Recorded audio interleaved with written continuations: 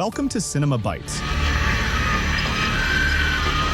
And the hole in the bowl. Your go-to for movie recaps in a flash. Big twists, epic moments, all in just minutes. The movie begins with a girl named Sarah, who has a son named Chris. They move to a country house because of her separation from her husband, but she does not tell her son that they have separated so that his psychological state does not become bad. And she says that your father will live with us after a temporary period. On their way to the country house, Sarah wanted to support a person standing in the middle of the road, so she got out of the car in order to see if anything happened to him or he was hurt. An old woman named Noreen appeared and walked towards her.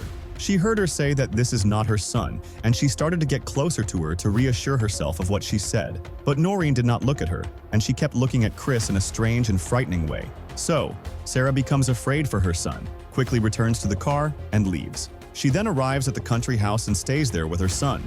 But as days go by, she notices that raising a child without a father is very difficult. This is what causes Sarah and Chris to always have a troubled relationship, especially with Chris's strange eating behaviors. During this, she plays a game with him and makes funny faces, and they keep laughing and their mood improves. The next day, Sarah hears Chris screaming. When she goes to him, she sees a spider in the kitchen. She catches the spider and takes it outside, but Chris refuses and tells her, "If you leave it, it will come back to the house," and gets angry at her, saying, "If my dad was here, he would have killed it." Sarah tells him that the situation is complicated here, and Chris understands that his father will never come back afterwards. He goes and steps on the spider, saying, "You're lying to me," and runs towards the forest. Sarah runs after him and feels that the more she runs, the stronger the wind gets. But suddenly she stops because she sees something scary and astonishing. She notices that she has dug big trenches in the ground.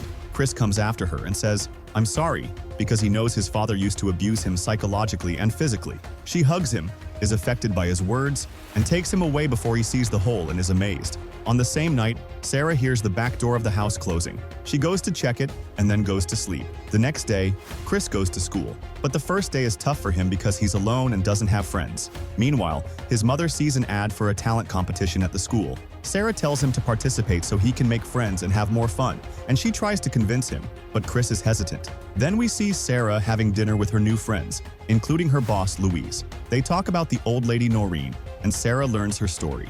Everyone calls her Crazy Noreen. We learn that Noreen had a young son named James, and she used to say, "This is not my son." And the situation was so scary that all the teachers gathered to get her out. Her son then transferred to another school, and she was admitted to a psychiatric hospital for treatment. Sarah starts hearing strange and frightening noises, including sounds coming from her son's room. When she goes to Chris's room, she doesn't find him there or anywhere in the house. Afraid for her son, Sarah goes downstairs, finds the door open, grabs a flashlight, and searches for him outside. The forest is very dark and scary, and her fear increases with the strange sounds she hears. Sarah decides to return home and calls the police to report her son missing. But in the middle of the call, she is surprised to find Chris in front of her. She asks him where he was, and he says, "I was in my room and didn't leave." All this prompts Sarah to see a psychiatrist for treatment. The doctor asks her if there is any family history of mental illness, but she says there isn't. He examines the scar on her head from an accident she had a year ago, then prescribes her sedatives to take before sleeping. When she returns home,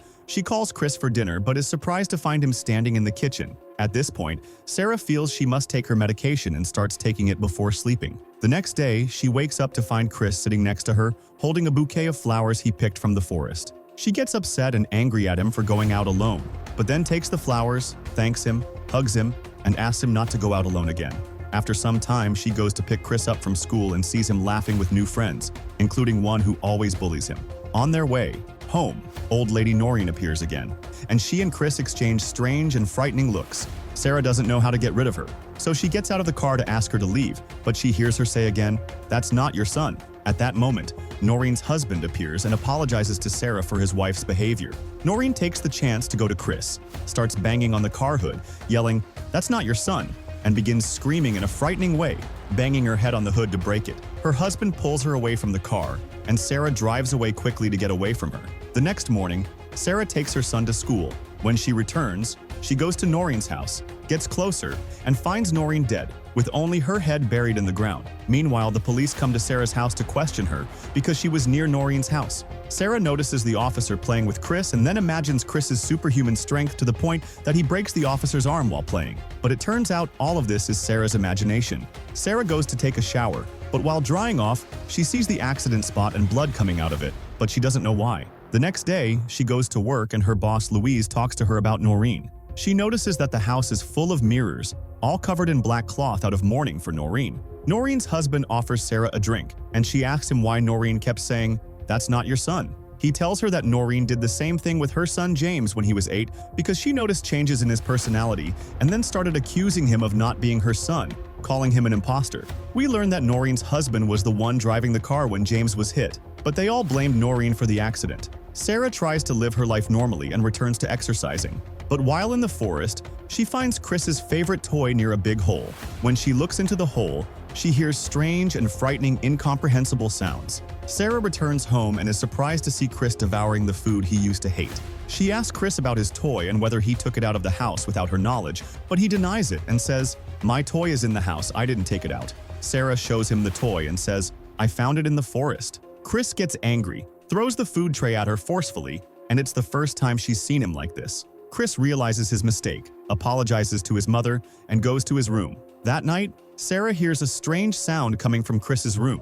She quietly goes and peeks under the door and is shocked to see Chris walking on his tiptoes. Then she sees him pick up a spider from the floor and eat it. Sarah is terrified by the scene and can't bear it, so she makes a noise, and Chris hears it and comes out of the room. Sarah quickly returns to her room. Chris confronts her, but she responds normally. The next day, Sarah takes her son to the psychiatrist, who examines him and tells her that he's fine and there's nothing wrong with him. The doctor focuses on her condition and asks if the injury to your head was the result of the accident, or your husband was the one who caused it when he hit you. Afterwards, he insisted that you must take the medication before sleeping so your condition would improve. Meanwhile, Sarah buys a camera and puts it in Chris's room. On that day, she decides not to take the medication. At the end of the day, Sarah goes to a party for Chris and his friends, which is basically a singing party, and their song is about the pit in the swamp. But suddenly, everyone at the party gets scared, and only Chris and his mother are left singing in a strange and terrifying voice. She quickly leaves the school but doesn't know how to open the exit door. Then Louise comes after her to find out what's wrong. But there Conrad tells Sarah that Chris is not her son.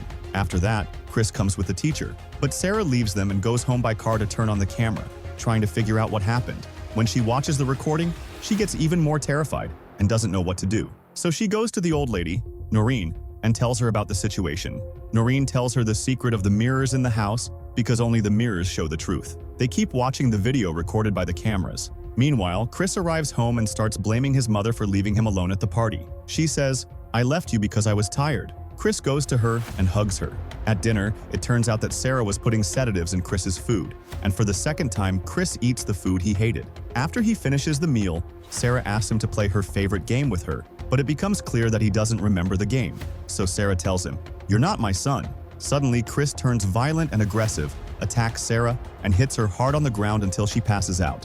When Sarah wakes up from the blackout, she finds Chris dragging her and taking her to the forest, forcing her head into the ground just like what happened to Noreen.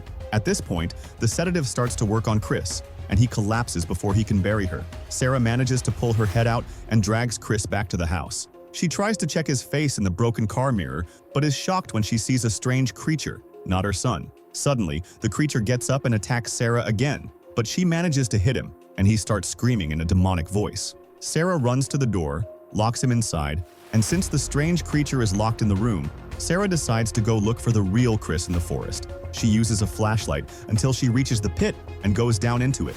She finds a tunnel underground, crawls through the narrow tunnel until she comes out into a larger space, finds lots of human skeletons, and sees Chris unconscious. She carries him to get out, but discovers they are not alone. She realizes this when strange creatures appear in front of her and start chasing her.